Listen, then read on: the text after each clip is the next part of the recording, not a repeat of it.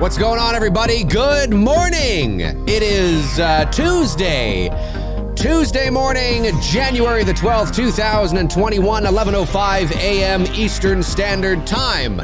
I'm coming to you live from the VoiceMann Studios in Toronto, Canada. It's winter in Toronto. Not a lot of snow, though. I mean, there is snow, but not a lot. But we always know the snow is coming. We always know the snow is coming. Good to see everybody in the chat room, of course. My moderator, Tabitha Short, there. Nice to see you, Tabitha. Nice to see everybody else as well. On the show today, this is episode 133. 133 episodes of me just yabbering away, never shutting the hell up. So on today's episode, I mean, I've touched on this before in passing. I do have a video on my channel where I talk about Masters of the Universe and the He-Man world and things like that. I think I uploaded that a couple of years ago. Maybe it was last year. No, it wasn't 2020.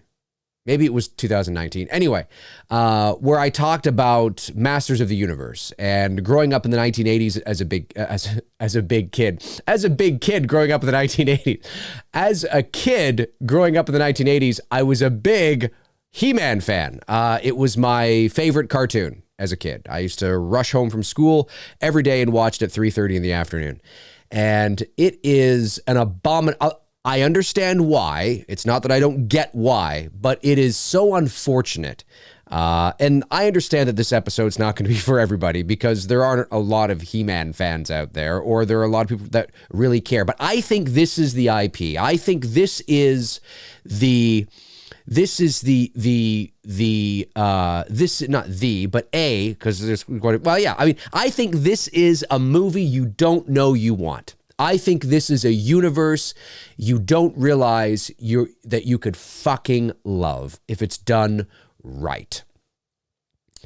And it is, of course, they released that 1987 movie with Dolph Lundgren and Frank Langella, Masters of the Universe. It was, I mean, as a kid, it was what it was. Watching it now, of course, it's just terrible. But Frank Langella was cool. But it is...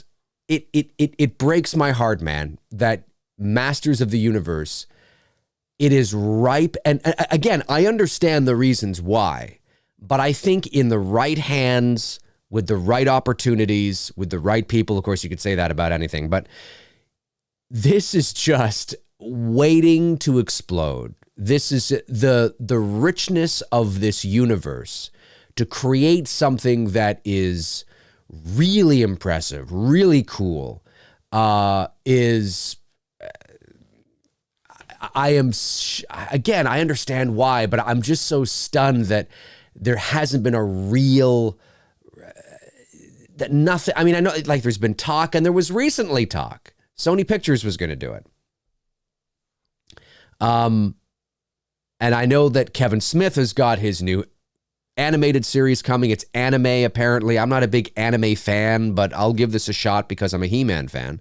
Mark Hamill is doing the voice of Skeletor. I don't know if that's the right choice. Look, I love Mark to pieces. We all do. But if I hear the Joker in Skeletor, I mean, the performance better be... I better get so lost in the performance that I don't hear He-Man.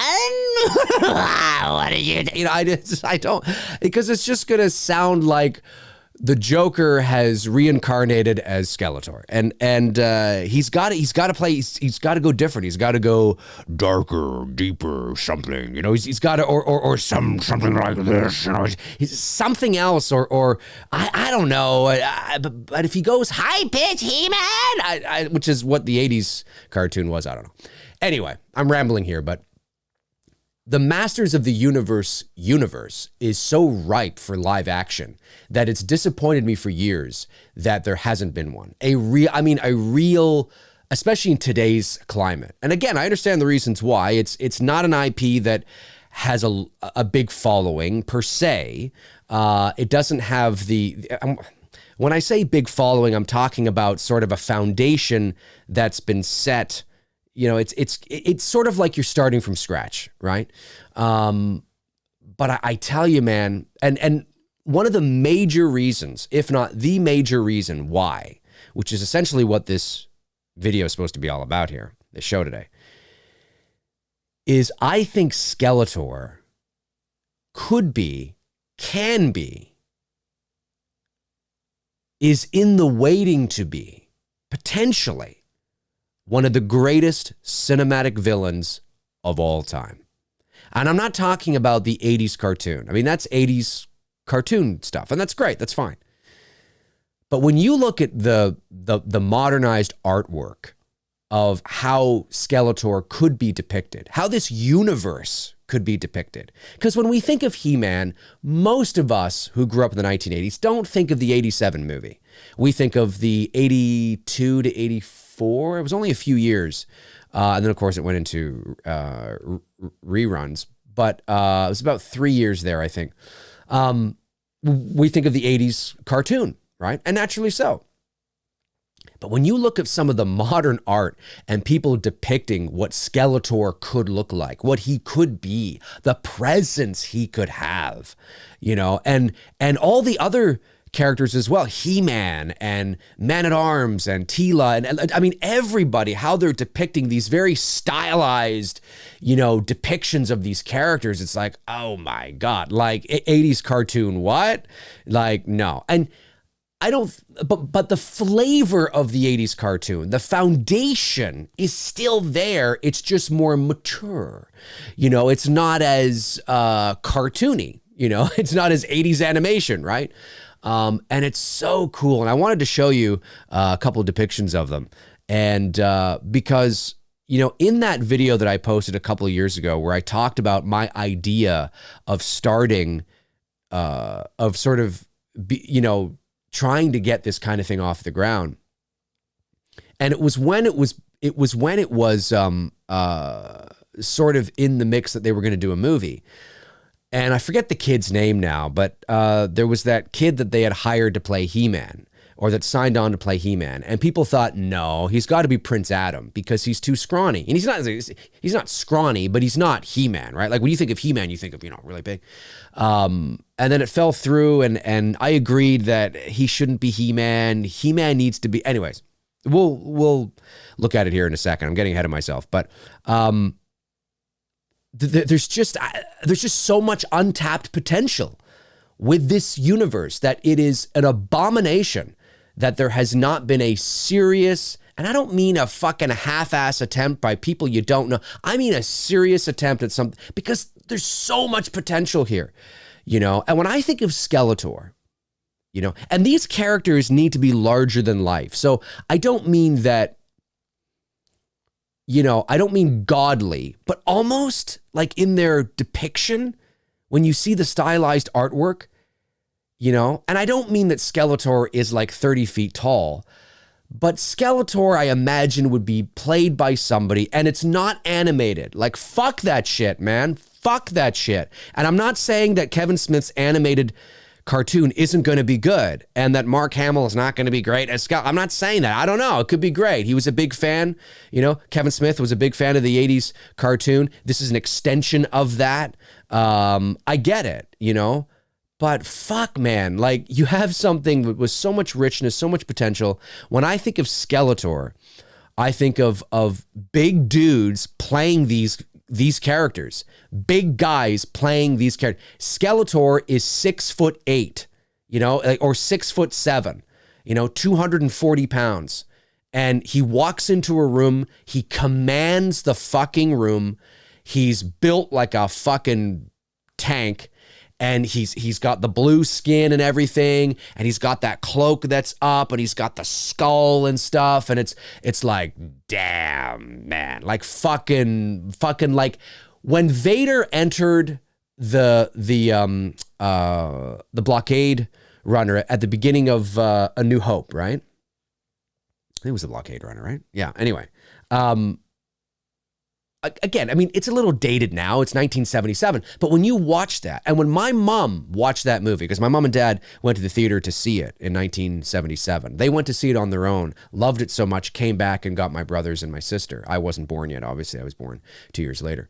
And my mom said that when Darth Vader entered Nobody had ever seen anything like this, you know? And when he entered and came on board, because David Prowse was 6'7", you know, and the way they had the camera and the way they were shooting upwards to make him feel ominous and this dominant presence, and he walks in, it's like, who the fuck is this guy? Holy shit.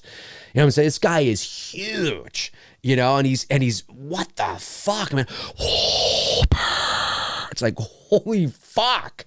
You know what I'm saying? And I think there's so much, again, I mean, that's, you know, 44 years ago now. I get that, you know, we've seen that kind of thing. It's not going to have the same effect, but we haven't seen it with this villain. And Skeletor, man, like the darkness and Snake Mountain and shit. You know, I just imagine him walking into a room. Like, do you remember the 1990 movie Teenage Mutant Ninja Turtles, right?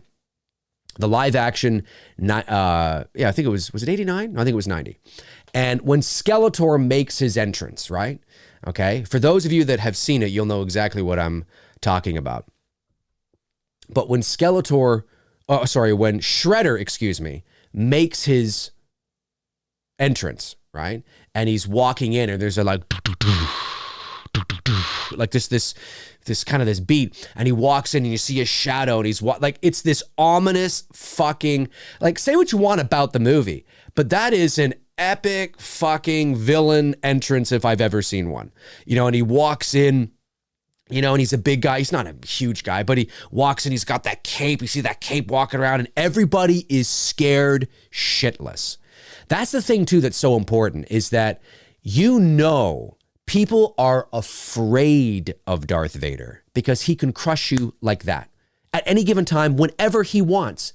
To have that kind of power is insane.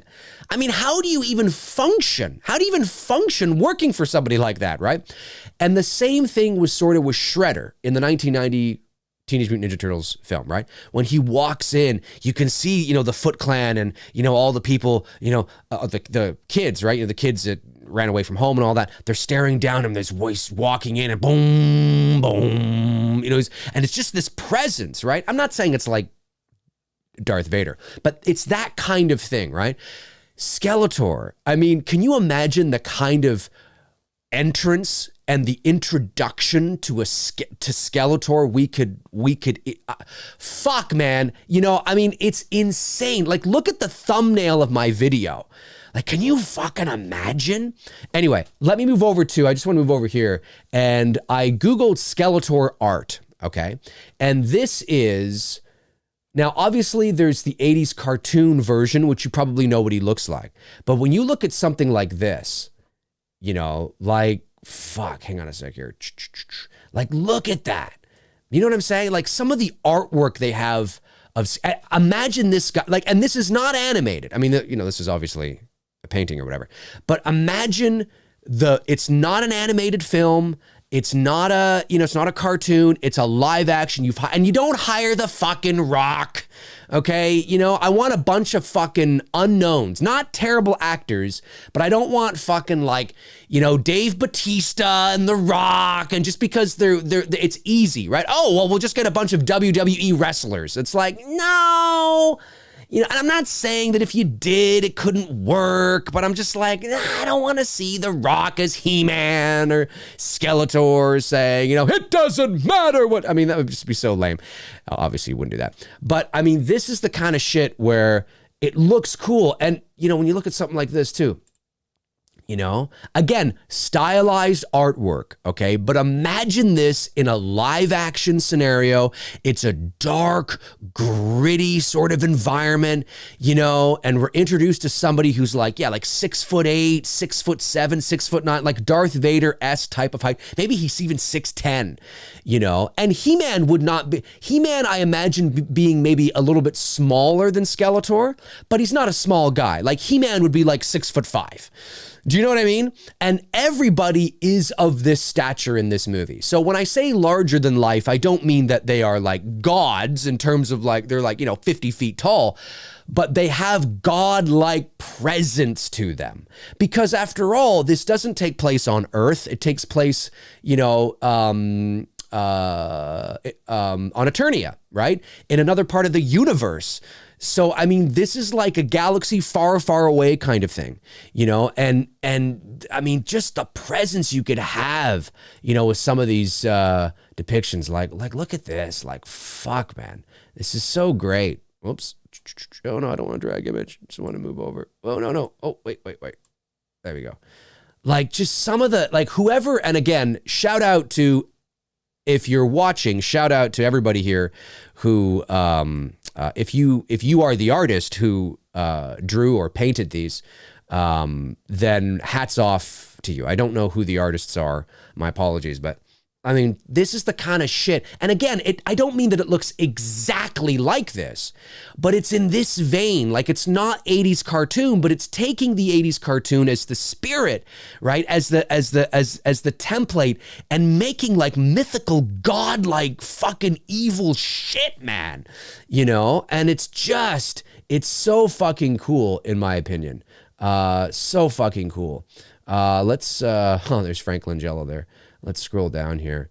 Like, yeah, like, fuck. Yeah, like, shit, man. This is the shit I'm talking about. You know, again, stylized, very comic book type of thing that you're seeing here, right? But imagine this in a live action movie. You know what I'm saying? And when we think of He-Man, okay, this is what I'm talking about. Let me see if I can scroll down. When we think of He-Man, sorry, I'm going back and forth here between monitors. This is what I'm talking about. This is what He-Man has to look like. That kid they hired to play He-Man, which I guess the whole fucking thing fell through. But this is what He-Man's got to look like. I don't mean he's got to look like every 5 seconds, but this is how big he has to be. When I think of He-Man, the most powerful man in the universe, I don't think of that fucking kid that they hired. I don't care how much weight he's planning on putting on with muscle. He's not going to look like this. Okay. He's not going to look like, he's not going to look like this. All right. Now, the kid they hired a couple years ago, he definitely could have played Prince Adam. 100%. Now, his face, funny enough, his face actually does look like He-Man, almost very similar to the 80s cartoon. The kid that they hired, I forget his name now again. And it's not like he was like weenie. I mean, he puts on a bit of, but he's not going to look like this. This is what he's got to look like. This is what they all have to look like, man. They got to look like this. This is the world. This is the universe. These are gods. These are fucking gods. And when you start to think, you know, you start to understand that the masters of the universe world, it doesn't take place on Earth. This is like a galaxy far, far away. It's in that vein. This is another universe, another galaxy, another world, right? So when I say, so all sorts of creatures and fucking aliens and Muppets, get fucking Muppets in there. I don't know, well, maybe not, you know, Muppets, but but you know what I mean? Practical effects I'm talking about, right? And fucking do it up. And yeah, He-Man's got to be like 6'5". He's He-Man. You know what I mean? And Skeletor, yeah, 6'8", 6'9". He's fucking Skeletor. He is Vader. He is the emperor of this universe, you know? And nothing cheesy, like no cheesy shit from the 80s cartoon. I don't mean you can't have some humor in it, but I mean, you take it seriously. You take it fucking seriously. And when I look at that and I see these artist depictions, I'm like, yeah, man, like this is what I want to see. And again, they're stylized. It's an artist's depiction. But when you look at fucking, oh my God, look at this one right here. Dude, can you imagine? Now, again, oh, wait 1 second. I'm going off over here. Imagine now, dude, imagine this, right? Imagine this live action. And imagine him being like 6'8", 6'9", you know, or whatever. And he walks into a room. We're introduced to him walking into a room with that staff, you know, and he's boom. And he comes in and everybody, whether it's like Beastman, Merman, Trapjaw, all his like cronies, right? Who are all fucking big dudes too. Like everybody's got to be big. Maybe not as big as Skeletor, right? But Trapjaw's like 6'5". Merman's like 6'5". Like they're all big dudes. They're big creatures, right? And he fucking walks into a room. Can you fucking imagine that? Can you imagine? Now, maybe I'm just losing my shit and having nerdgasms here because I was a big fan of the 80s cartoon. And yeah, I acknowledge that that could very well be possible. But I think any movie fan, even if you're not a fan of He-Man, or you were never a fan of He-Man, or you didn't grow up with the 80s cartoon, or you didn't really get into it, hopefully as a movie fan and as a fan of cinema and villains and you know, all that kind of stuff, you can see what I'm talking about. I mean, this is cool fucking shit. Like, imagine seeing somebody like that command a room, walk into a room, man. Like, it fucking, and I'm telling you, I do believe that Skeletor, as of right now, is a missed opportunity. 100%. 100%. And that doesn't mean that they won't capitalize on him at some point in the future. And maybe this new Kevin Smith cartoon will be the catalyst that drives a, you know, live action film where it needs to go. Maybe they need to drum up support and interest through the cartoon because it's safer that way. And then they move into the live action. Maybe that's true. Maybe that's true. And maybe that is sort of part of the plan that they're thinking about doing, you know, maybe, right? I don't know. But all I know is that when I think of the great villains of cinema, whether it's Darth Vader or the Emperor, or, you know, even godlike like Godzilla or King Kong or you know, what have you. I mean, all the way to Hans Gruber, you know, whatever. But when I think of like sort of sensationalized, you know, larger than life cinematic villains, you know, and in that group, that's where you find like your Vaders and all that kind of stuff. Skeletor, and a name like Skeletor. I mean, it's just sitting on a fucking shelf and it's like, give it to me. I will do it. I mean, I sit back and I think, man, oh man, I could make the He-Man haters give a fuck about this, you know, because like, and seeing that cape, man, and shit. And again, I'm talking live action, not animated. Live fucking action with real actors playing these roles, man. That's fucking wild. It's absolutely incredible. Let me just see here. There's so much. And Snake Mountain, of course, which is his hideaway and shit. Like, fuck, man.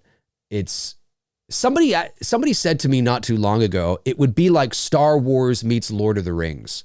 Somebody said that to me. I don't know where they got that from, but that's a in some ways that's a valid comparison. There's definitely Lord of the Rings. It's got that sort of Middle Earth, you know, fantasy element to it.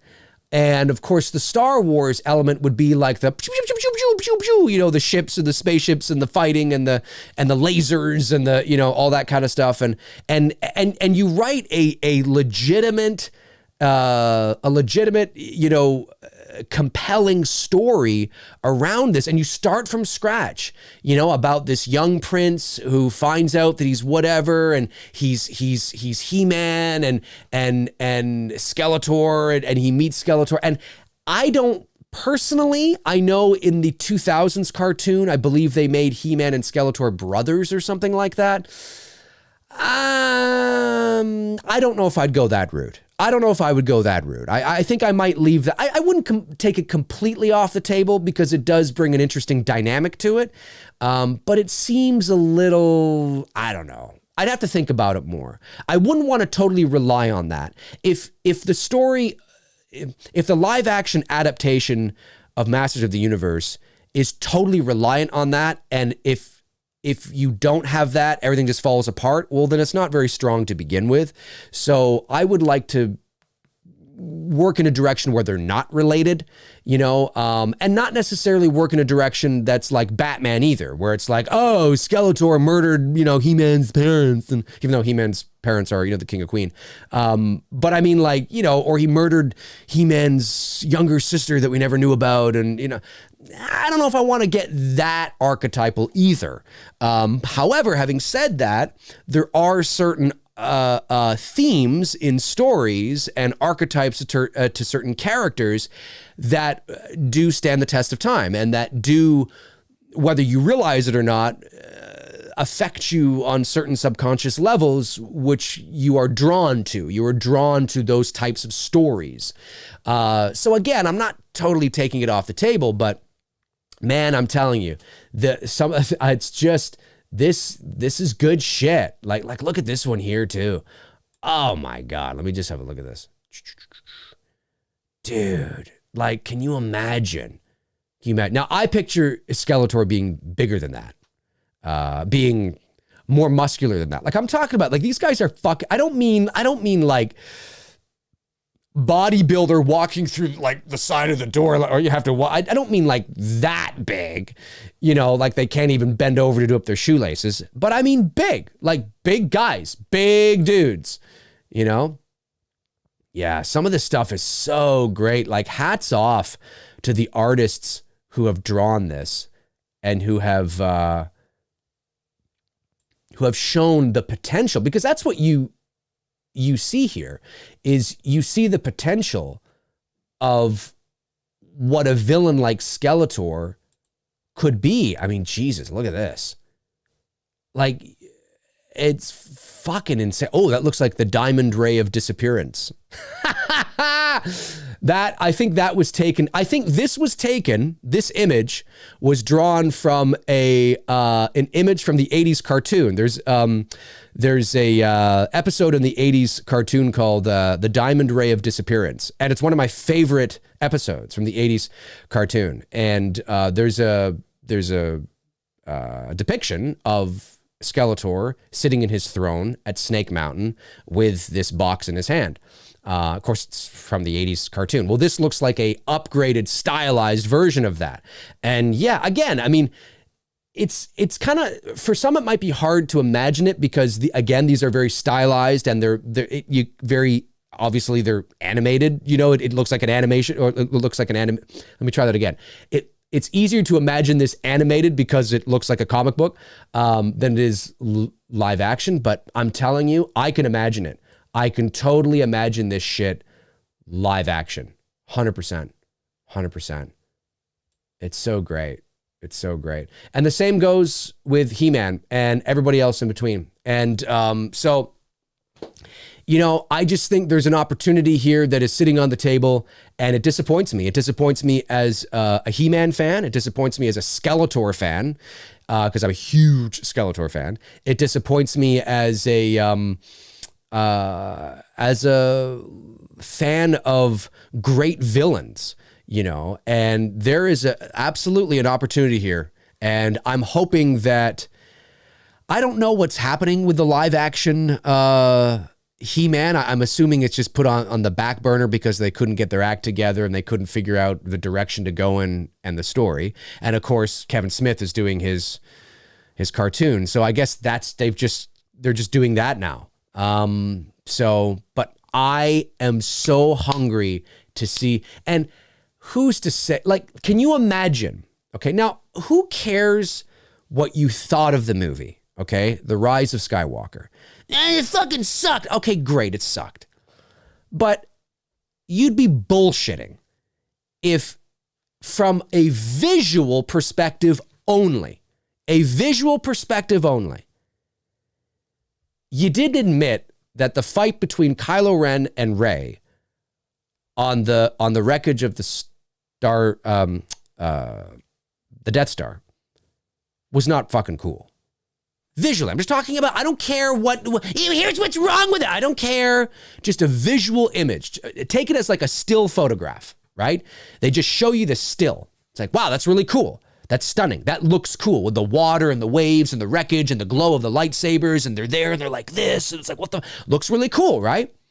I mean, imagine something like that in Masters of the Universe, you know, where like Skeletor and He-Man are fighting on like this suspension bridge or something above like this pit with and it's dark. Everything's dark, and there's like that purple sky that maybe you get from the 80s cartoon, right? Because it's close to Snake Mountain and shit, right? And there's lava, you know, all this lava underneath, and they're on the bridge, and they got the swords, and they're fighting with the swords, and you feel like the swords are heavy, you know, like they're picking it up and they're going clank and clank, and the sparks are flying, and these two big godlike creatures are just fucking, man, holy shit. You cannot tell me that you are not locked in and ready to go.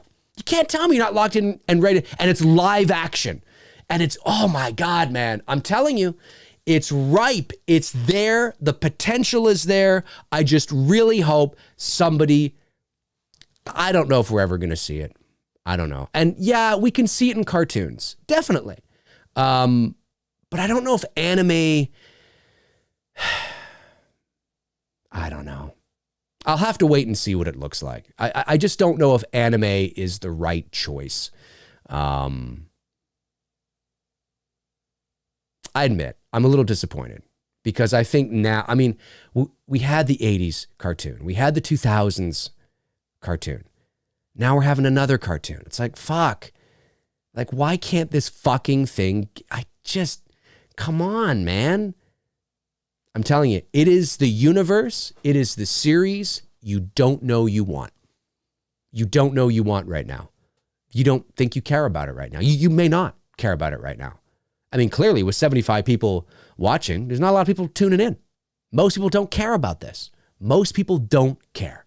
They don't care. I don't give a fuck. Skeletor, I don't give a fuck about that shit. Yeah. Oh, you will. Oh, you will. You will. And you'll be one of those people that'll be sitting there going, holy fuck, did you see the trailer for Masters of the Universe? Oh my God. Well, you mean that cartoon? No, I mean the live action shit. What? There's check it out. You hit play and you're like, oh shit, look at this.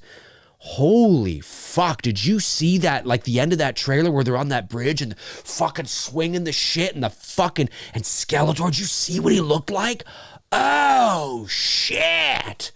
Holy fuck, man. Looks like it's got a good story, great visuals, great characters. Wow. Wow. Damn, man. I don't know if we'll ever get it. Skeletor, one of my favorite villains of all time, what could be one of the greatest cinematic villains of all time, is a huge missed opportunity right now. Not just Skeletor, but of course that was sort of the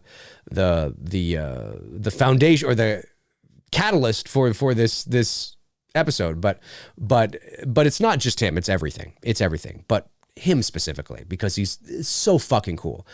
When you look at those artist depictions, man, come on. You can't tell me you're sitting there looking at some of those photos I showed you, man. Meh. Oh, fuck off.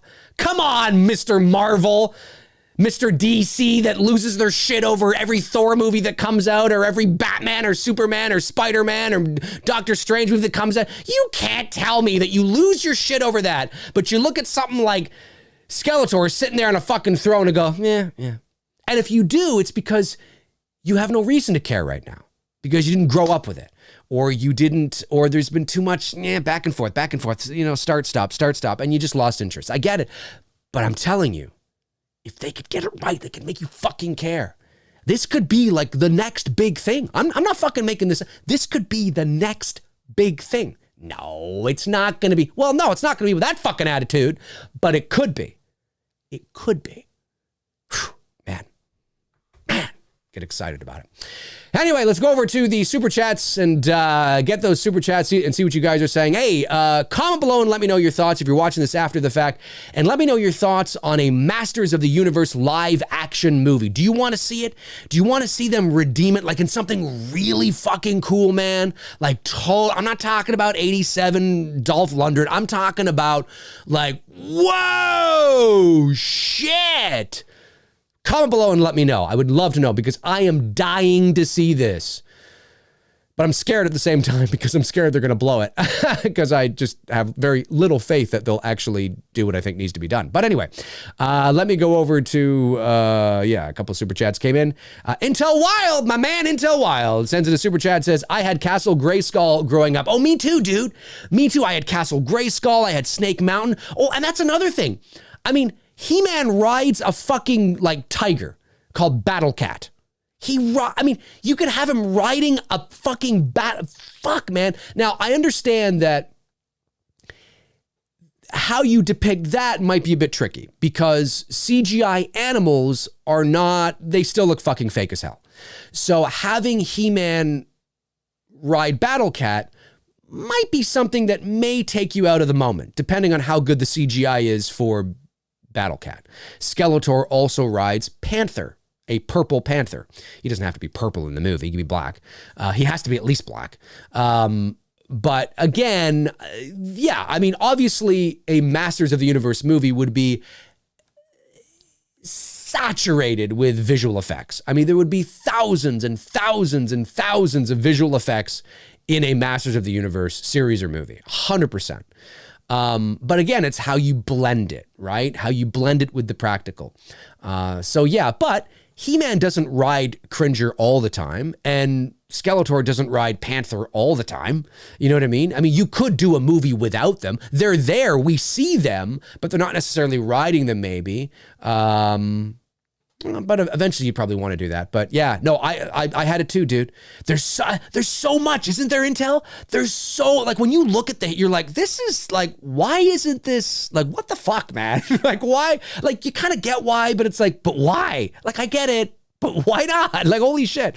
Anyway, Intel follows up with, had Snake Mountain too. Yep, me as well. Yep, me as well. Really awesome. Billy Van just sends in a $2 super chat. Intel follows up with another one and says, let's do it, Dave. Indiegogo campaign for It's Me, Skeletor. Oh, man. You know, I get so envious because I would love, and again, as somebody who's only 5'8", I mean, I'm not, a tall guy. As I've said before, I could never play Skeletor. I could never cosplay as him because I would look silly. It's like I could never cosplay as Darth Vader. I mean, I could dress up as Skeletor or Darth Vader for my own like movie or like my own like short little film or something, because you can shoot yourself from different angles and make yourself look dominant and all that kind of stuff. So, but in actual, I mean, I couldn't go to a convention dressed as Darth Vader. People would be getting their photos taken with me because they'd think it was hilarious because everybody's taller than me. Oh man, Skeletor. Oh man, if I was 6'3", I'd be cosplaying as Skeletor every chance I got. Like, fuck, man, because it's a character you don't see a lot of. It's a character that is unique when you do see it. And when you do see somebody who's built like a fucking truck, dressed as Skeletor with the purple, the blue and it's really cool. Like, it's really cool when you see it. You know what I mean? Like, it's really cool. And anybody who's ever seen a authentic Skeletor cosplay outfit from somebody who's big and towering, it looks fucking cool. There's no doubt about it. No doubt about it. Oliver Mercer sends in a £5 super chat. Thanks, Oliver, and says there is a cool fan film called Fall of Grayskull on YouTube. Didn't know that. I'll have to check it out. Thank you, Oliver, for passing that along. I will check it out. Cody Snyder says, you sounded like walking. But why? Hello? Come on. There's no He-Man Skeletor now. Come on. Yeah, I tell you, man, it'd be great. Eric Chung sends in a super chat. He just says, sends in a question. Says, you should really watch that live action commercial with He-Man Skeletor in the bar. I've seen it. Yeah, I've seen it. That's not quite what I'm talking about, but you can see, I mean, obviously they're in outfits, right? But you can certainly, I mean, I've seen it. I know what you're talking about. It is cool. And it shows you on a sort of satirical level the potential that even exists in that. Like, it's a silly commercial where they end up dancing at the end, I think.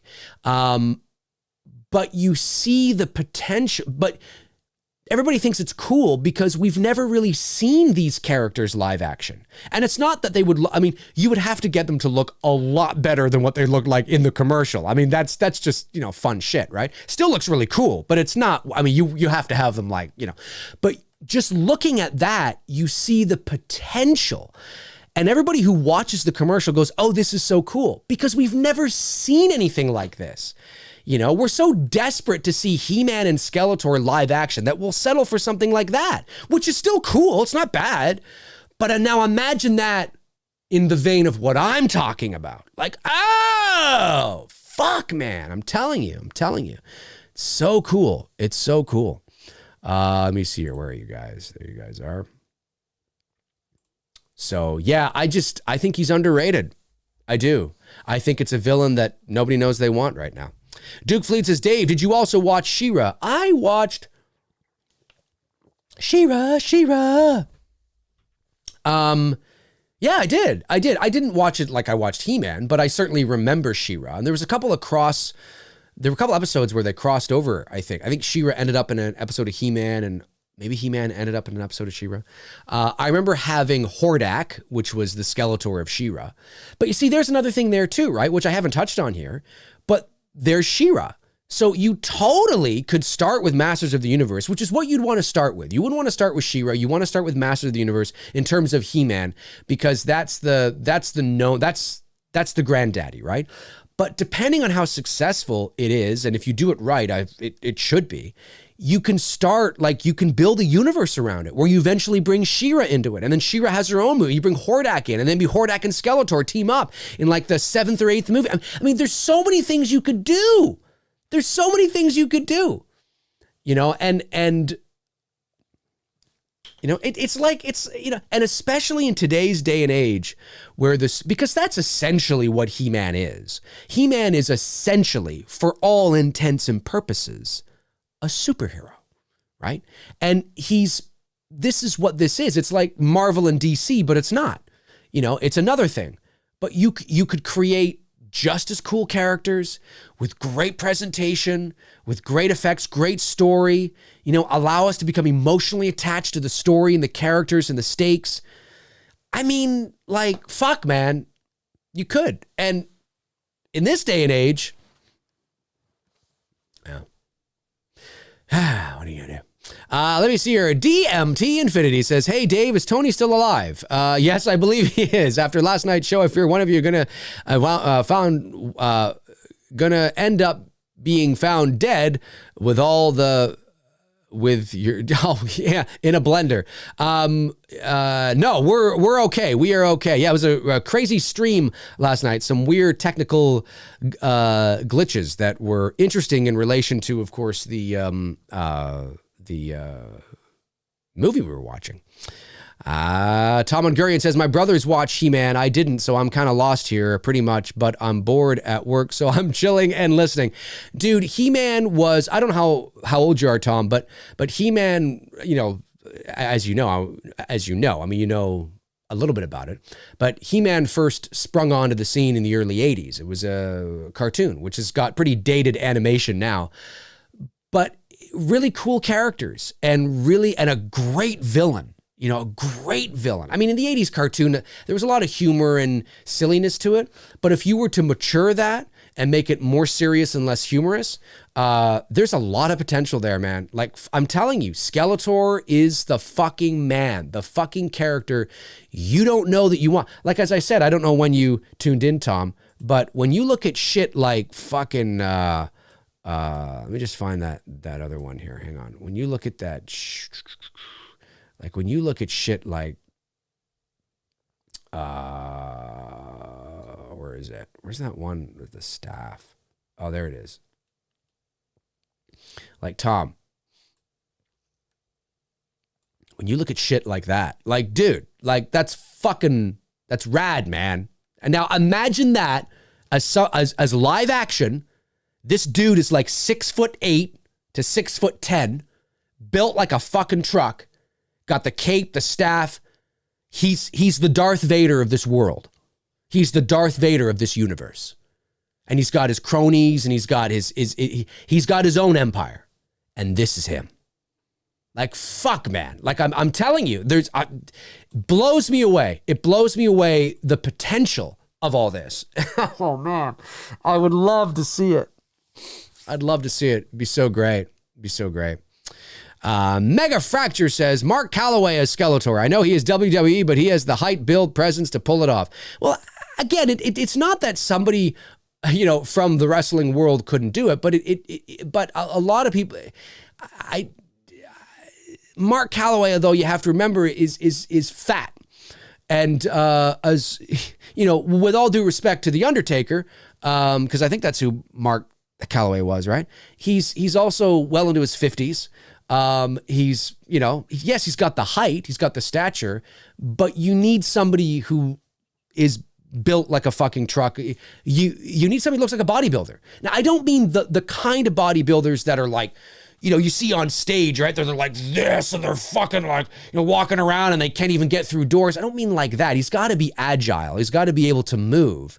But I mean like built like The Rock, not The Rock, built like The Rock, but bigger, taller. I mean, when I say bigger, I mean taller. Like maybe the Undertaker's height, but built like The Rock. There's your Skeletor. You know, and that's what I'm talking about. Now, when I say Mark Calloway's fat, I don't mean he's like fat. I just mean that he's not fucking, he's not a bodybuilder, right? So he's not, you know, yes, he's got muscle. I'm not saying he doesn't have muscle, but I just mean, I said that because it's in comparison to, I mean, for Christ's sakes, I'm a fucking tubalard compared to fucking, you know, whatever, right? And I'm only 165 pounds. But I just mean it's that kind of thing, right? So it's it's got to be somebody who is like built like that, because these are gods. These are gods. Excuse me. Let me see here. Jason Strope says, hopefully that brings forth a film. That is excellent. You're talking to somebody else maybe? Oh, He-Man was my favorite. Kevin Smith's version should be great. I see what you're saying. Yeah, I mean, I'm looking forward to it. I just found out a couple of weeks ago that it was anime, and I didn't know that. And I'm not a big fan of the anime style of animation, so I'm very curious to see what this is going to look like. I do know that it's an extension from the 80s cartoon, dare I say it, a sequel or something. So, I mean, I'm looking forward to seeing it. And I just have two worries. Number one is the animation style is going to turn me off, which it may not. But I'm worried about that. But maybe it won't. And all I'm going to hear from Skeletor is Mark Hamill's Joker. Those are the things that I'm worried about. Because I don't know. I'm not saying that Mark Hamill... Look, he's very talented. He's very talented. And I think he's more versatile than people might think he is. But I'm pretty sure that when directing Mark Hamill, at least this would be my direction if I was the director. And I've worked with a lot of voiceover directors in my life, and with animation as well. You know, I'm hoping whoever is directing the voiceover sessions, and it could be Kevin Smith, but it may not be. It may not be. He might not be directing the actual voiceover sessions. Whoever is doing it, though, I hope that there is a conscious choice to pull Mark away from the Joker, because it's what Mark is known for in the world of voiceover and animation. He's very good at it. He's comfortable in it, and it can be and the Joker's a villain, and he's a charismatic villain, and Skeletor has a bit of charisma to him. He's not quite like the Joker, but it could be very easy for Mark to go into that He-Man, and I just don't want to hear that. You know, Mark's got to go. He's got to do a complete 180 from anything Joker related at all, because it's going to take me out of it. I'm just going to be like, this is like the Joker reincarnated. You know, reincarnated. So I'm hoping that I don't hear that. So at the moment, those are the only two things that I'm concerned about with that, is the animation being a little bit of a turnoff for me, and Mark Hamill just being the Joker. And I hope, because I don't think Mark Hamill was necessarily the right choice for Chucky either. And I understand why they did it. And like I said to you over a year ago, almost 2 years ago, I said they're doing it because it's a smart choice, because they're already behind the 8 ball with Child's Play, remaking a beloved horror classic. They knew that hiring Mark Hamill, he wasn't just, listen, he wasn't just hired because he's talented. There are a plethora of talented voice actors who could have done Chucky, and could have done Chucky maybe even better. All I'm saying is that it was a smart PR move, because they know that the fans love Mark Hamill. I'm not saying that's the only reason why they hired him. He's talented, for sure. But I think there's no way that hey, let's get Mark Hamill to be Chucky, that's going to give us some positive PR. That's going to give us some positive sort of like, news, like, oh, they've got Mark Hamill and then, you know what I'm saying? But when I watched Child's Play 2019, I didn't hate the movie, but all I heard was Mark Hamill, and then there were some moments where I kind of heard a little bit of Joker, and I just think they really need to take Mark away. Like if I was known for something like, well, man, like if I was known for a character that was like that, I would be thinking, well, I don't want to do that. Of course, it is all up to what the casting director wants, or sorry, what the director wants, and what the style, and it's not. At the end of the day, it's not up to Mark, but I'm hoping that they pull Mark away from that and go different. Something, I don't know what that would be for Mark. I don't really know how versatile he is in terms of his vocal range, right? He can play different characters, but I don't know if Mark can go, yeah, down here. I don't know. And can he sustain it, right? Because that's another thing in voiceover as well that you have to understand, that it's not just about creating voices, it's about creating characters, right? Anybody can do a funny voice. You right now at home can go, and do a funny voice, but it's about creating characters, and characters have nuances and personalities, and you have to be able to sustain that character voice, right? So, I have no doubt that, Mark may be able to go, whatever it is, right? But can he sustain it? Because it's new, it's fresh. And, I don't know. I don't know. I'm not saying he's not talented. I'm just saying, I don't know. I don't know the guy. I don't know his, he's known so much for the Joker. So what other villain can he do that doesn't sound so much like the Joker, that is somewhat charismatic and is based off of a show that where the villain also kind of had a high pitched voice? Like, it's like, what are we going to do? So I'm curious. I'm curious to hear it. But if all I hear is Joker, I'm going to be disappointed. And I'll be disappointed not in Mark. I'll be disappointed in the fact that they didn't creatively go in a different direction. If I hear the Joker come out a little bit from time to time in a word or an expression or something, okay. But if all I'm hearing is that does concern me. Another thing too is Skeletor's laugh. We know in the 80s cartoon, it was like, so, in that vein, right? Well, what is Skeletor's laugh going to be? If this is an extension of the 80s cartoon, I don't know. I'm really curious. And I think I'm extra curious because I'm a voice actor. It's what I do. It's my day-to-day job, so I'm very curious, and I've experience in animation. So I'm very curious. Actually, I just finished doing, I got to contact the casting director. I didn't see it. I don't know where it is. It was, I just finished playing Santa. I didn't just finish. We recorded it in, I think October or September. It was a Christmas kids special based on a kid's book. And I played the dad and Santa Claus and a couple of elves. And anyway, and I got to work with Susan Hart, who's one of my favorite voiceover directors ever. She's Emmy nominated, and she's just amazing. I adore her. So good at her job. Gets me working hard, and I love it. But anyway, so I think so I have to find out whether that's aired or not yet. I got to email her, but I had just adore. I adore her, but I think I am extra curious on that, and I'm harping on that because of my job. So, because I just don't want to hear Joker, I don't want to hear Joker.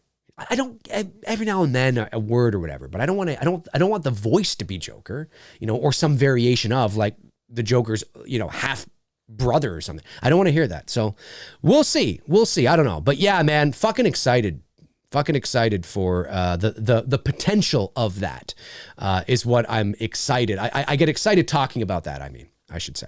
I'm not excited for anything in particular because there isn't anything that exists. So I don't know. Darren Sands, my man, says, I don't know about Hamill's voice, but he sure can milk a space cow. He definitely can milk a space cow. He definitely can. That's true. I don't know, man. I've already said it. That's what I'm concerned about, but we'll see. He's talented, so we'll see but it's up to the director. Will the director pull Mark away from that? They should do that. And I don't know who it is that's directing it.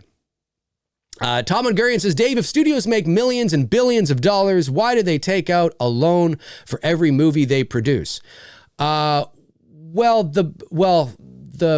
to pay back the loans. You see when they make a movie, okay, let's say and again, it's not that they don't take loans out on everything, but if you are making a $250 million movie, well, you take out a loan, right? It's borrowed money.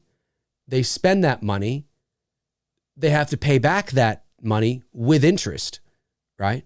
So the studios are making millions of dollars, but they're also in debt millions of dollars as well to the institutions. I don't know what institutions they borrow their money from, but that they have to pay that back.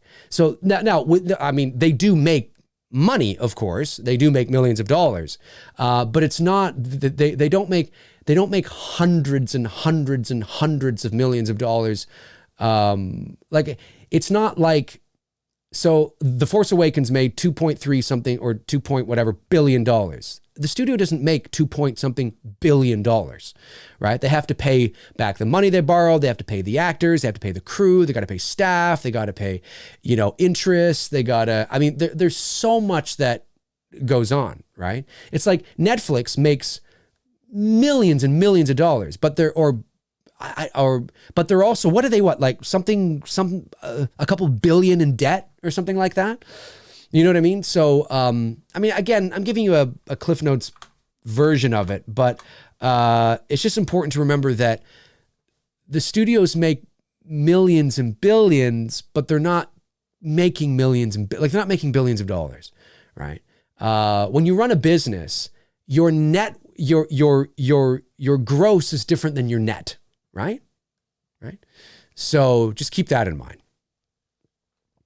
Robert P. Thidoff says, Dave, except for the great Dave McCrae and Bruce Dale, well, in your opinion, who is or was the most talented Canadian entertainer ever? I thought you asked this the other day, Robert, I think. I don't know. It depends. Yeah, because it depends on who you mean by entertainer, like music, sports, actor. I don't know. I mean, some of my, I adored John Candy and of course, Jim Carrey. I adore, I think he's hilarious, but talented in what way? Like, what do you mean talented? Multi-talented, talented in their space? I'm not sure. Ryan James says, are the rumors true? Dave McCrae voices Billy in full Christopher Walken mode. Yes, it is true. It is true. Victoria picks up the phone and she says, hello. And I go, hello, Victoria. It's me, Billy. I should do that. I should actually make a little clip where I do that and send it to her and go, so what do you think of this? What do you think of that'd be funny. That'd be funny.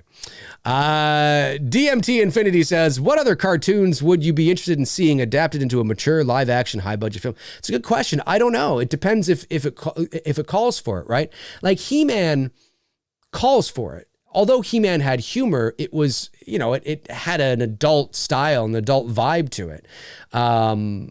Not every cartoon can make that transition, Like I wouldn't say SpongeBob, you turn into a serious, mature film, So I mean, it depends if it lends to that, right? I don't know. I'd have to think about that. I'm not entirely sure. Let's see. Evil Alex says, did you see John Carter? Underrated sci-fi fantasy, has He-Man and Star Wars vibes to it. I haven't seen it, but I know the movie you're talking about. I know the marketing debacle on that film, and how most people who've seen it say it's really good, and it was an absolute, colossal failure in terms of marketing. But you see my point, right? Like, when you think of John Carter or John Carter of Mars, which was the original title, you realize, oh my God, like, can you imagine Now imagine you see what I'm talking about, right? And that's what I mean. Like there's potential there. I mean, yeah, there's a risk because He-Man, maybe nobody, I mean, anybody who's anybody that cares about it is, my age, 40 and over, right? So it's not like it's, you do have to get the younger generation on board with it. And how do you do that? Well, maybe you do it through this cartoon that Kevin Smith is doing. And maybe in a few years we'll have that live action. Maybe we will. And maybe it'll be awesome. I don't know. I've just always been disappointed. And not just in the last couple years. I've been disappointed by this for years. I've always thought that I just imagine an epic fucking entrance of Skeletor at Snake Mountain. He's 6'10", he's huge. He's got the blue skin. He's got the cloak and the cape and the hood and everything. He's got the staff, and the big boots, and he's walking in, boom, boom, boom, and it's Snake Mountain. Fuck, man. And man, I'm telling you, like somebody to be feared, and he's powerful, like fucking just, and the sorcery that he has, because he's a sorcerer, essentially. Skeletor's a sorcerer, so he's fucking got power and shit, and fuck, man, I'm telling you. It'd be so amazing. It'd be so amazing, in my opinion. It'd be amazing. And Darren says, Dave, you need a shower. It's true, though. Come on, Darren. You know it. Frank says, next Dave will want a live action My Little Pony. Yes, a live action My Little Pony. Let's do it up. Let's have a live action My Little Pony. And let's fucking make it like deadly. Like all the ponies are like serious. And the Conspiracy Trifecta sends in a $4.99 super chat. Thank you, buddy. Says, what do you think of the upcoming Elvis movie with Austin Butler as the lead role and Tom Hanks as the Colonel? Is that short for Colonel? As the Colonel? I have to admit, as somebody who actually does know quite a lot about Elvis Presley, thanks to my dad, I have not looked into this movie. I know about it because I know Tom Hanks got corona while he was shooting it in Australia, but I don't know a lot about it. I didn't even know that I don't even know who the actor Austin Butler. I might know his face if I was to see his face. I know a lot of faces, but not a lot of names. So I don't know. I can't tell you. I'll have to look into it, and I should look into it now because that's done and done. It's on its way out. So I got to look into that. I'm very curious to see it because as somebody that does know quite a bit about Elvis, his birthday just passed, by the way, January the 8th, 1935. So that means he would be, what would he be? 1935, he'd be 81. 86. He'd be 86. Wow. He'd be 86. And he could still be alive. If Elvis Presley was alive today, he'd be 86 because he just turned 86 on January 8th. And he could still be alive. That's crazy. And still ham it up on stage. I'm curious to see it. And and my dad loved Tom Hanks. He was a big fan of Tom Hanks. So I would definitely, if my dad was still alive, my dad isn't, I would totally go see the movie with him. He'd be the perfect person to go see this movie with. 100%. Like, I can't think of anybody else I'd rather go see it with than my dad. Because my dad would be able to tell you, like, that's right. I don't know about that, But I'll have to look at it. I'll have to look into it, I should say. Simon says, hi, Dave. What do you make of the movie Deliverance? A really well-crafted movie, although disturbing. It has a lot of tension. I love that movie. And when, ding, ding, ding, ding, ding, ding, ding. I haven't seen it in a while.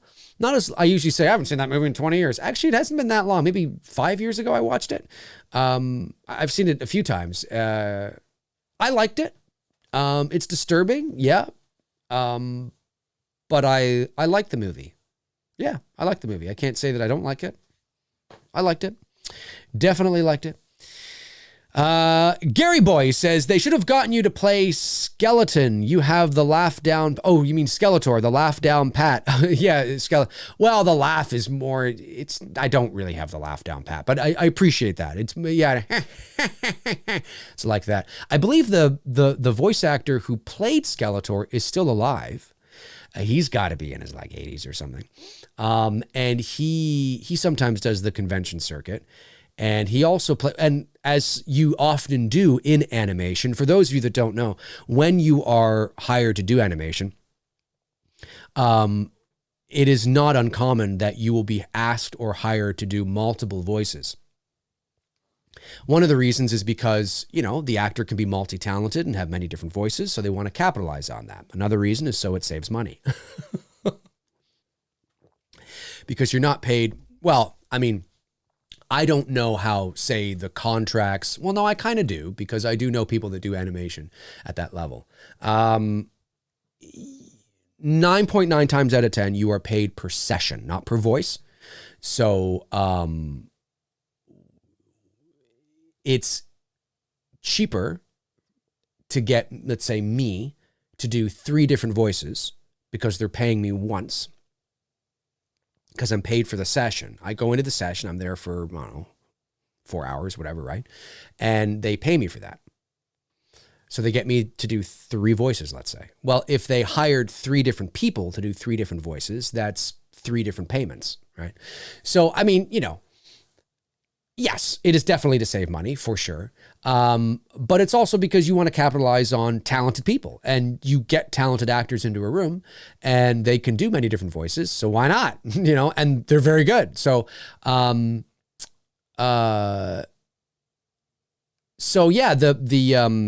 the actor that played Skeletor, the voice actor, he did Skeletor. I think he also did Beastman, if I'm not mistaken, or it was either him that did Beastman or He-Man. The voice actor who did He-Man did Beastman. I think that's what it is. I think the voice actor who did He-Man also did Beastman, which is kind of funny. I learned that about 10 years or so ago, and I was like, oh, I have to watch the cartoon now and see if I can kind of hear it. And you kind of can. So yeah, I appreciate that. I don't think I sound anything like him, but certainly but it's in the vein, right? It's like it's up there. It's very kind of nasally, He-Man. It's up there, which is sort of where he set the voice. That's right. You boob. He did. Skeletor called He-Man a boob on several occasions. I don't know why, but he did. Oh, the door is open. I shut the door a little bit. I think my cat Veda must have come in to see what I was doing, because the door is open there a little bit.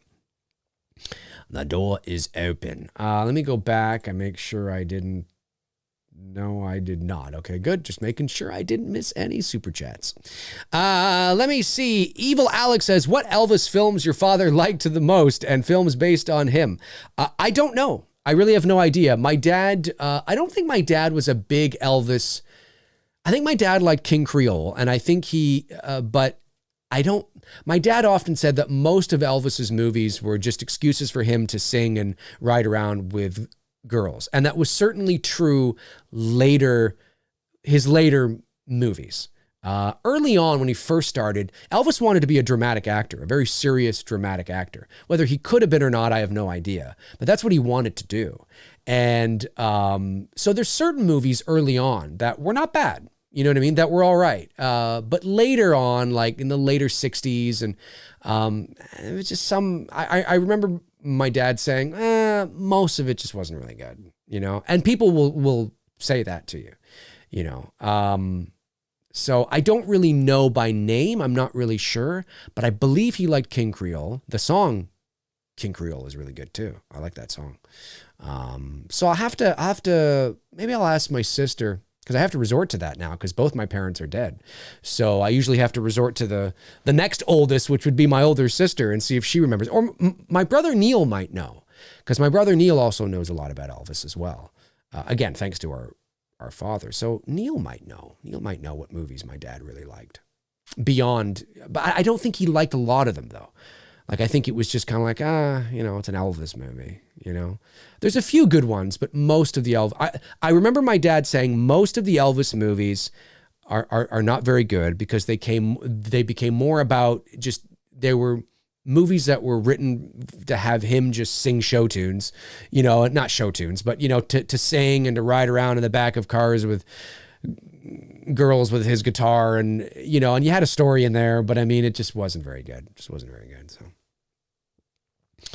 Let me see here. Spangle Noodle? I don't think I've seen this person here before. I love the name. Oppenheimer also said his way of doing Skeletor, yes, as what would an evil lord sound like without a nose, since it is very cool. I didn't know that. That's really cool. Well, there you go, right? And that makes sense. That totally makes sense. That's a really cool, for those of you that may not know, in the world of voiceover, you do that.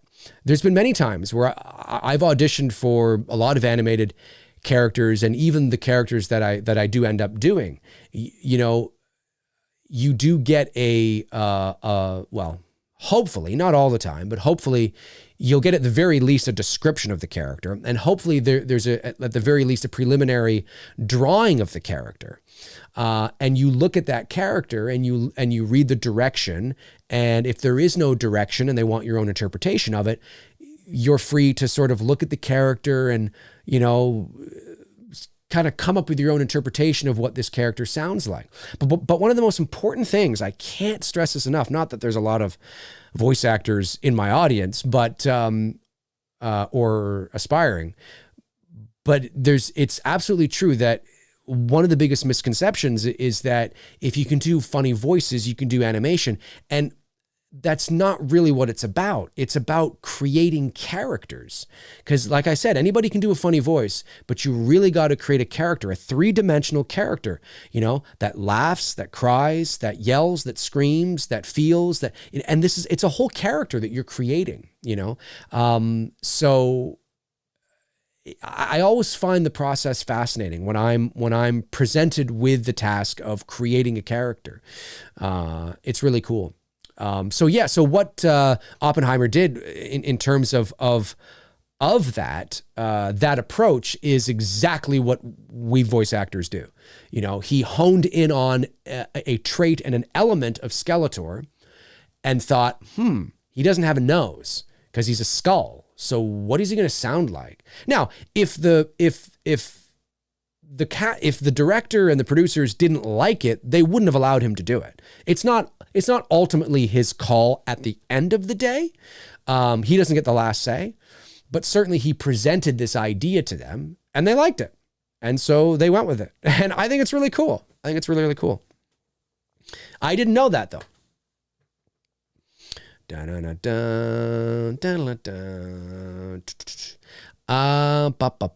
Let's see here. The Phantom. Is that 782? No, it's Z82.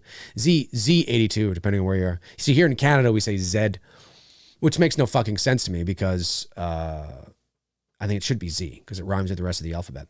The Bradley Cooper remake was tremendous. Oh, okay. Must be talking about something else. I see. That's good.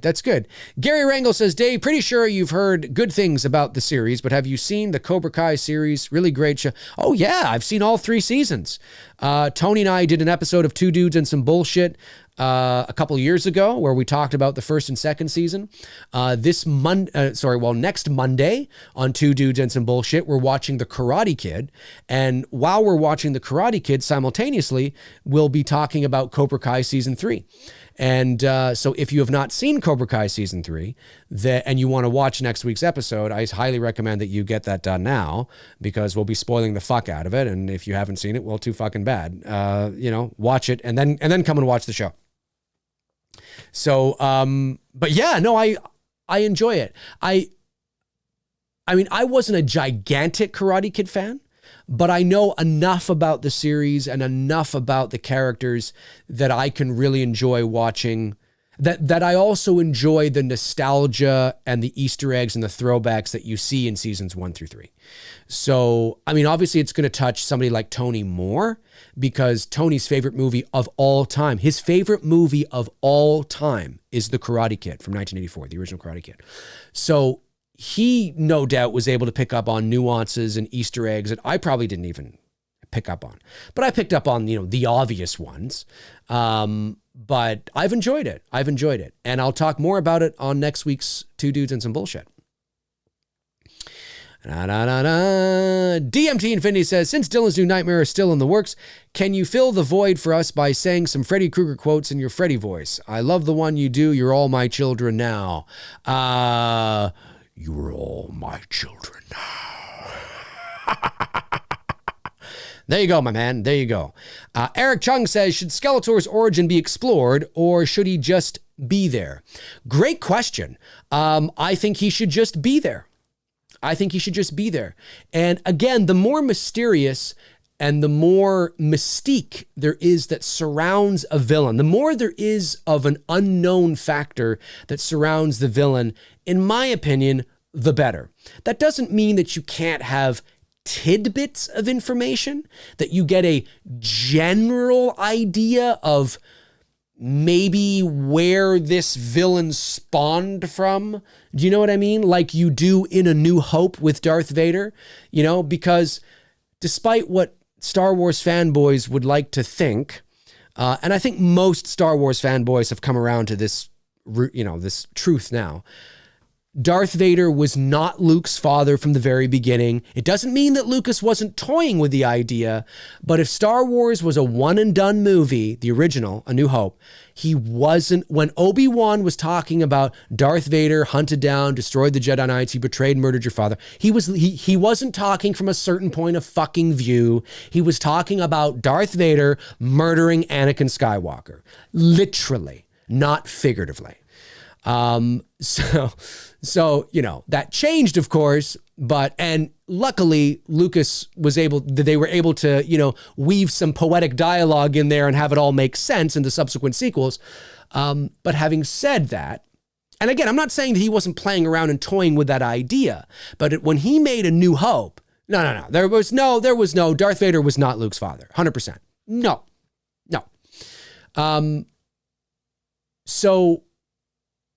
But when you listen to Obi-Wan Kenobi speak and you listen to him talk about Darth Vader in relation, he gives a very small bit of context to sort of kind of Darth Vader, who he is. Like he hunted down the Jedi Knights and he's part of the, but you don't really get a sense of his origin or anything. You just kind of get a sense of who he is, what's been going on. That doesn't mean you can't explore those origins in subsequent sequels. But I think the more mysterious he is right out of the gate, the better. And then maybe, Prince Adam has that kind of a conversation with his own dad, the King of Eternia, right? Like maybe there's some sort of little conversation that we as an audience and Adam as a character gets a sense of this fucking Skeletor guy, But yeah, no, definitely keep him ominous and mysterious, in my opinion. That's what I think anyway. That's what I think. All right, we'll go for another 7 minutes here. Take this thing to 12:30 and then call it a day. You guys are awesome. Awesome. Let me see here. Justin Godrich says, have you ever seen any of the documentaries on Black Christmas? Yeah, I've seen them all. And if so, are there any you would recommend? I would just, whatever's on the DVD, or the Blu-ray. I mean, I think the Blu-ray and the DVD, I don't know about the VHS, but I definitely know the Blu-ray and the DVD have, you can also YouTube it as well. Just YouTube Black Christmas documentary, whatever. I would watch any of them. Watch them all. I don't think there's one. There aren't too many. I think there's a couple. I know there's a couple interviews. Well, there's interviews. There's, I think, Lynn Griffin and Art Hindle. There's one where they're actually in the house, the Black Christmas house. They go on like a bit of a tour or something. I would just watch them all, just YouTube Black Christmas documentary or whatever.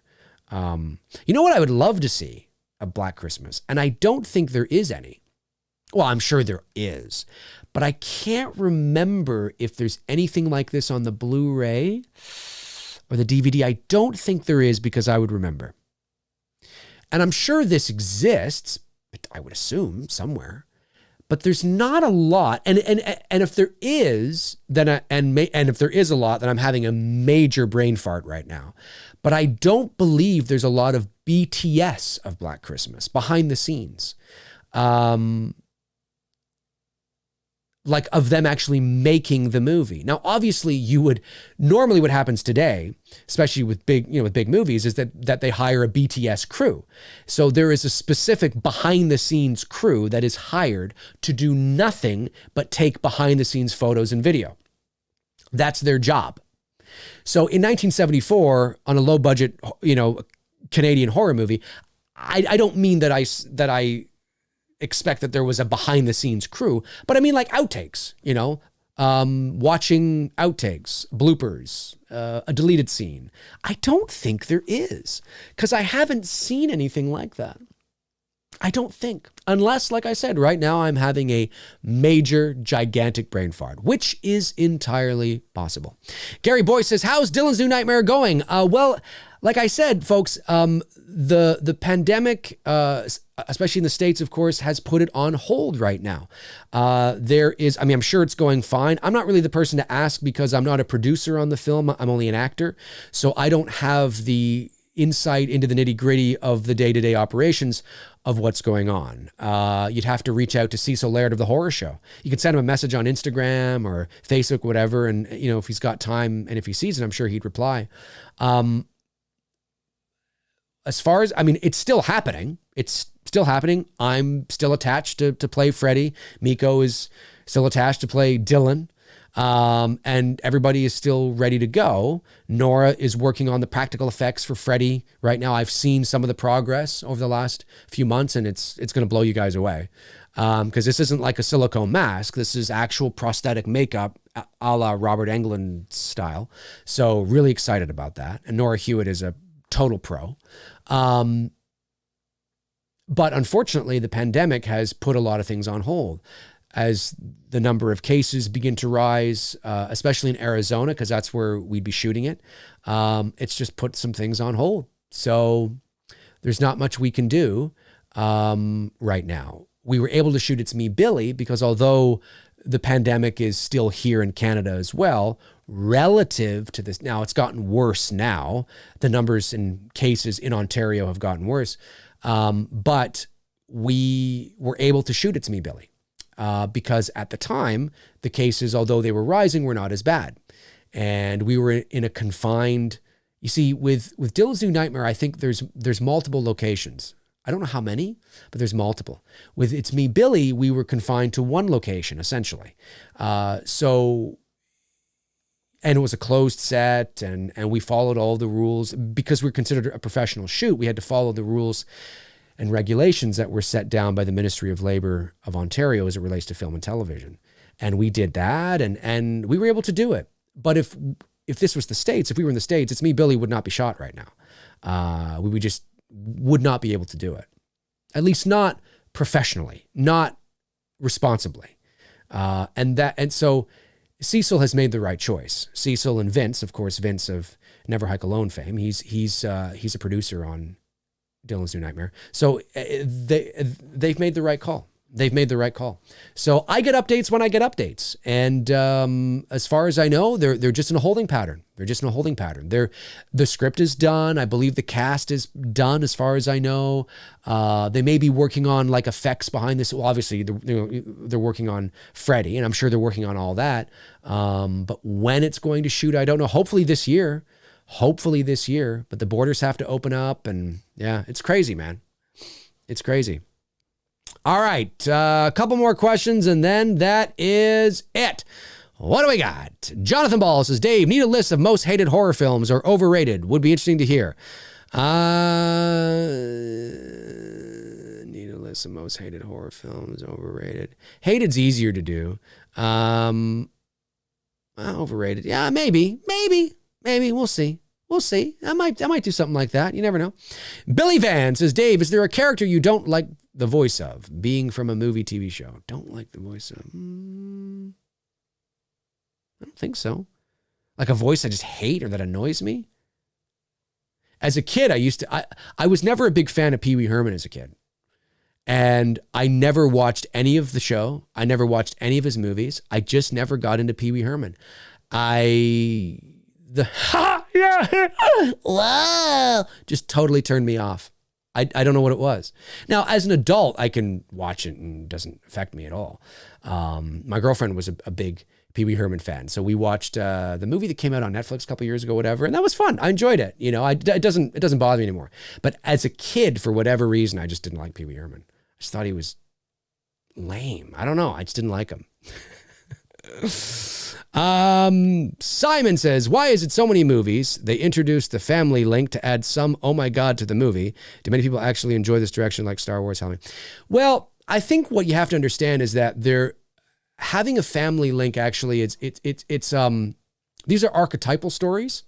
And when you go back through religion and mythology, and you understand that family link is actually there a lot. And Star Wars, you know, although people would like to believe it's an original idea, it's actually not. And now it's original in the sense that nobody has seen the story told this way before in some sort of space opera with spaceships, choo-choo-choo, and dogs flying, you know, ships. No, it's never been told that way. But the foundation of the story between, you know, the father and the son, and the father has gone off to the dark, that's been told for thousands of years. That type of story with that type of element, with that family. And there are reasons, and of course the hero's journey, as we know, is what Luke goes on, right? And if you don't know what the hero's journey is, it'll take way too long to get into it right now, but look it up. And it's a very common archetypal narrative, and you know, there are reasons why we are drawn to certain narratives and stories and scenarios when we don't even realize it. Now, Halloween, not so much. Halloween, the brother-sister arc, that's not really, you know, but in something like Star Wars, definitely, 100%, because Laurie's not really on the hero's journey, right? But Mark Hamill as Luke was. And when you see that play out, you don't even realize it, but you know, you're living there. It would just take it'd take a long time. Cause I'm going to start going off on fucking tangents here. I'm not against introducing a family element, but I think, as I said earlier, the story's got to be able to, the story should be strong without it. And then if you want to introduce it, you know, you can think about that, but I just don't think it should rely on it, you know? But it depends on the foundation, it all depends on the execution, right? It depends on what the story is. I'm not totally against He-Man and Skeletor being brothers, but I just don't want it to be lame, you know? And I have very little confidence in this day and age that Hollywood usually doesn't do it right. You know, they throw everything at the wall and 9 things fall off and 1 thing sticks. So, you know, I just want, you know, I hear that, I'm like, well, you know, it's probably going to be ass, you know, and it probably will be, because 9 times out of 10, it usually is ass. It's like horror movies. 9 times out of 10, horror movies suck. They do. They suck balls. They suck donkey shit. And then every now and then you're like, oh, that was a good one, you know? So, but it depends on the execution. But there are reasons why, though, from a narrative perspective, why those stories resonate with an audience. And, you know, some of the best filmmakers in the world, some of the best storytellers in the world have a really strong grasp on religion and mythology, and understand those stories and those archetypal characters. And then when you bring that into modern storytelling with modern characters, and, you know, you can really manipulate your audience. It's a fascinating psychology. George Lucas knew a lot about religion and mythology, and you can see it right the way through Star Wars. I mean, it's become its own religion, you know? So it's fascinating stuff. All right, folks, that's going to do it for me for episode 133. Hey, that rhymed. Of MCRAE Live. Thank you to my moderators, Frank Riker, Tabitha Short, and Darren Sands for doing what you guys do. I really appreciate it. Reminder to my patrons, tomorrow night, there's a Patreon-only AMA that is tomorrow night at 7 o'clock p.m. Eastern Standard Time. Don't forget that. I'll put up the link tomorrow afternoon. So don't forget that. And then I'll be back Thursday morning for episode 134 of MCRAE Live. You guys are awesome. Thank you to all the super chats that came in today. Great discussion today, guys. It was great talking to you and talking about He-Man and the potential of Skeletor, and then just talking to you guys. I really enjoy this, and I really enjoy doing this kind of thing with you guys and just shooting the shit for a little bit. It's fun, and sometimes I like to talk about things that, you know, I've maybe talked about before, but it's kind of, I don't know. Sometimes it's nice to reiterate and kind of hammer a point home, and today was no different. I'm a big He-Man fan. I'm a big Skeletor fan, and I hope one day we get to see a live action Skeletor in the ways that I've always imagined it. I think it'd be so cool. I think he's such a missed opportunity there. But anyways, yeah, have a great rest of your Tuesday, and I will talk to you guys soon. Cheers.